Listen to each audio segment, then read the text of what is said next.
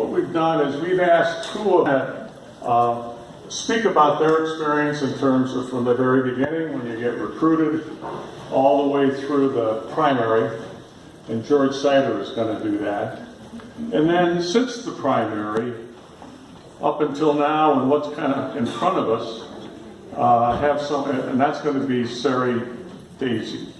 So I'd like George to start, and he's limited to 3 or 4 minutes. He gets past 4 minutes. At least one person on every table has to stand up, so he'll know. George? Yeah, George. How's that? Okay. That's 1 minute. All right, so I wanted to walk you guys through the timeline, and I just want to say that this is a fantastic room, very warm reception, and I think there's something special happening. So great job to everyone in the room. Thank you for being here tonight. What I thought I'd do is walk you through the life of a mid-county candidate. So I'll start in December. In December of 2016, I was approached by Chris Garriga and John Nee. The way it worked, they kind of double team you. What happens is Chris takes you out for drinks at the Sterling Pig, and then John meets you for breakfast the next morning, and by then you pretty much have to say yes. So that's how I'm standing here today. So fast forward to January and February, we started our orientation sessions. So they were very, very well run. We were able to use the new library and media and learn everything about petitions and canvassing and everything that a lot of you in this room already know that a lot of us had no idea what we were getting into. But it was an amazing experience, and we spent the better part of January and February kind of learning the process. Then in March, it was the paperwork. So it was time to get those petitions signed, time to get them notarized. I'm looking at Eileen. Thank God for people like Eileen that would go and help me get petitions signed. For John for meeting me at the notary to make sure that we did it right, and just going through that process. So it was a great experience and something that obviously I'll never forget. In April, we then started working on literature. So we went through and said, what's our strategy? What are our key talking points? What are we going to say to residents when we get in front of them? So that was April. And by May, it was basically the stretch run. So in April, we started knocking on doors. Something interesting happened that I know most of you know in early April of this year is we were notified that there was going to be a special election for the district that I'm in. So we had 5 weeks to prepare, essentially. And there are 3,000 people in my district that are registered. And by May 16th, we had touched roughly 1,000 through door knocking. And that's thanks to a lot of people in this room that walked with me, that helped with campaign strategy, and did a lot of amazing things to help us get in front of the folks that were going to vote on the 16th.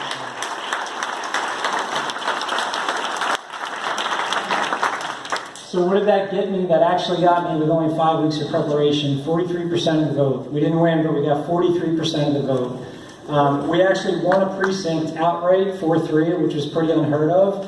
Couldn't have done it again without Eileen. She was amazing. We lost the precinct by 9 votes, and in total we only lost by 105. And we get to do this again in November. And I just quickly, because I know I'm on time here, wanted to thank some of the people in the room. So I wanted to thank Eileen for getting petitions signed. I wanted to thank Steve Wood for helping us go through the paperwork. I wanted to thank Chris Garriga and Rich Lutz for giving great advice on how to knock on doors, because I was terrified the first time I did it. I think the guy gave me just a sympathy pat and said, thanks for coming. Thank Chris again for social media strategy, John and Margie for literature strategy, assistance in canvassing from a number of folks, including the Thornberry Dems, who are now part of Mid-County, so thank you for doing that. And then, I don't know if she's here tonight, but I wanted to thank Becky Bernard, who helped us in Lima Estates, and really appreciate that. So I'll just leave you guys with this, and I hope you find some inspiration from it. Every night I was feeling tired and discouraged, was knocking on doors, eating dinner late at night, realizing I gotta go to work and then do it all over again the next night. I pulled up President Kennedy's YouTube speech, "We Go to the Moon." It gave me inspiration, and it resonated with me because it seemed about as impossible to win as a Democrat in Middletown District 4 in 2017 as it did to go to the moon in the 1960s. So I respectfully reworded that for tonight, and I'll finish because I can feel John walking towards me. We choose to win in Middletown and throughout Delaware County in this decade and the next, not because it is easy, but because it is hard. Because that goal will serve to organize and measure the best of our energies and skills.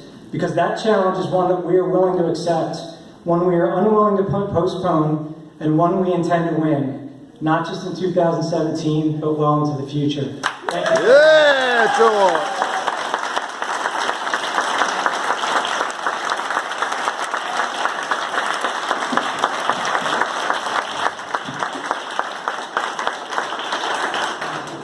George is probably as good at the door as anyone I've ever seen.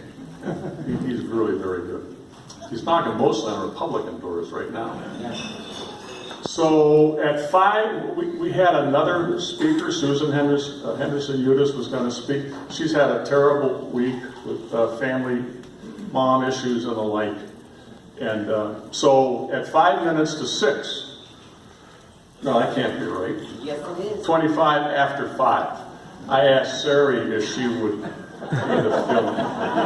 So she's not only our newest candidate, she's fixing to be the one that had the least time to prepare to talk to all of you. So here's Sari.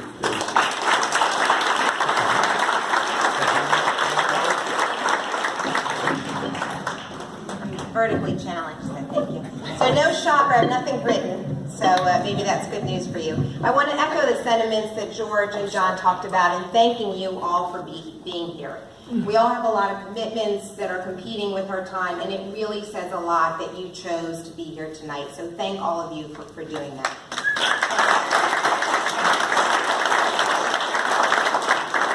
So, as John said, I'm running for school board in Garnet Valley, and I'll just give you a little bit what that landscape looks like. There are 9 members on the school board, and they are all Republican. And I have not been able to find the last time a Democrat was elected to our school board. And then add to that the complexity of cross-filing with the school board. So, myself included, I didn't know before I started this process that there were no Democrats, because when I went to vote, I saw names listed on the Democratic ballot, and I assumed they were Democrats.